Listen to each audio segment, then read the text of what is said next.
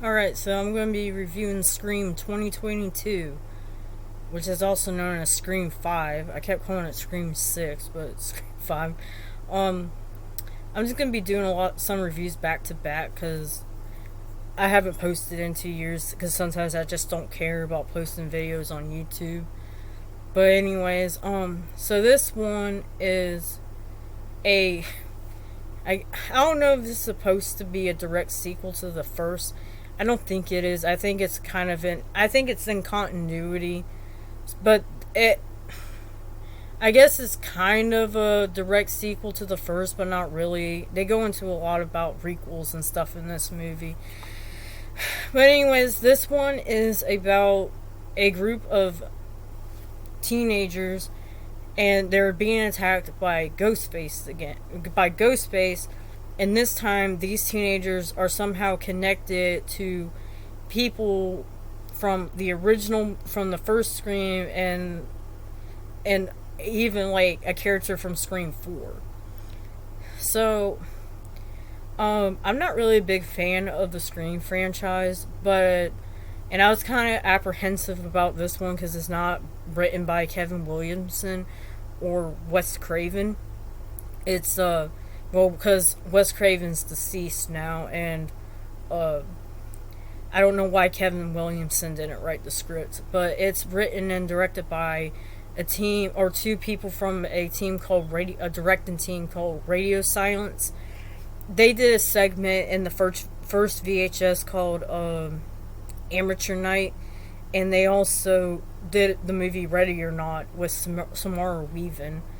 And this movie, I didn't pull up the cast, but it stars David Arquette, Nev Campbell, Courtney Cox, and the only one I know from the younger actors is Dylan Minnette, because he's been in Don't Breathe and Let Me In and stuff like that.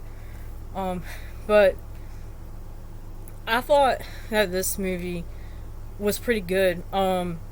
Like I said, I'm not a big fan of the Scream movies. I would say Scream 4 is my favorite. So you can see you can see how like my opinion of on this movie and this franchise would be controversial. But I didn't think it was as woke as people were making it out to be, because I'm just going to spoil this part a little bit. You when you find out the killer's motive for why they're committing these murders is because of toxic fandom, and basically they think that the stab movies have gone downhill since like the fourth or fifth movie, and they're trying to commit a real crime so they can make a new stab movie and make it better, make the franchise better, which I know people didn't like. I don't like some people don't like the motive because I think it's not, oh, Cindy's mom is a hoe, I'm gonna attack Cindy because her mom's a hoe kind of thing. Which I'm sorry, that's basically, well, besides Scream 4, because that's why I like Scream 4 the most, was because the killer's motive was different. Because in that one, they wanted to become famous. That's why they committed the murders, is because Jill, uh, Sydney's niece, she was jealous of Sydney getting famous off of what happened to her, so that's why she wanted to commit these murders and frame someone else for it so she can get, sympathy points.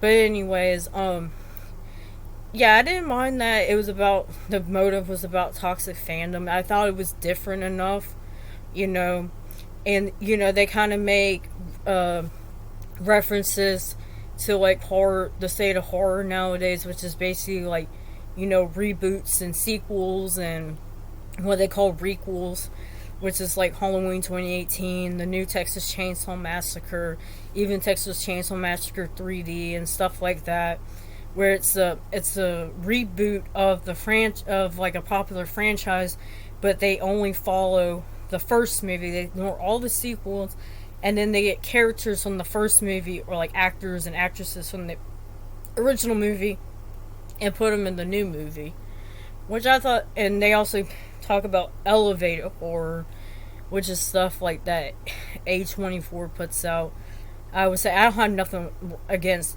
elevated horror, but it's they talk about like The Witch and the Babadook, Hereditary, and stuff like that. Um, I thought that the kill scenes were actually pretty gruesome for a Scream movie. Like they're basically stabbings, which all the Scream movies are. But I thought that they were more impactful in this, if you know what I mean. Like the opening scene, which I think is one of the better opening scenes in the franchise, besides the opening scene in the original movie. Like the stabbing scenes are so fucking, they're just brutal in my opinion. They're more impactful. And when they killed off one of the legacy characters, it was actually kind of sad because I thought that character was actually redeeming themselves in this, and they were a good character in my opinion, and that was the. I'm not going to spoil who it is, but yeah, I didn't really care for the younger cast in this. They just weren't interesting to me. I like the legacy characters better, and I thought Dewey was the best character in this. And Sidney Prescott and Gail Weathers were kind of put on the back burner, but I can understand it's not really about them, it's about the younger characters. It just sucked because I did not really care for them. But yeah, it wasn't a bad movie. I had fun with some of the humor in it, and like I said, some of the kills are like the best kills I've seen in the franchise for a while. I like the motive of the killers. It was pretty interesting. I figured out seeing who the killers were, which I already knew who one of them were, but I didn't know who the other one was. They kind of like tell you at the beginning who the one killer is, which I thought was like, damn, you're making it too obvious. And then, but I was kind of surprised by who the second killer was. That's what one good thing about Scream is, like, it's a who done it, so you're trying to guess who the killer is. But anyways, that's my review. I don't really know what else to say about it. I'm trying not to do spoilers, even though the movie's been out for almost 2 months now. But yeah, it was okay. It's like I said, Scream's not my favorite franchise, but I thought that the guys that Radio Silence did a good job with this one. And I forgot to mention that the cinematography and like how the characters talk and stuff made it feel like it was a Scream movie. You know what I mean? It felt like Wes Craven and Kevin Williamson were actually there to make it. So I'm trying to say that it feels like it fits in with the franchise. It just doesn't feel like a one-off kind of thing. But anyways, that's my review.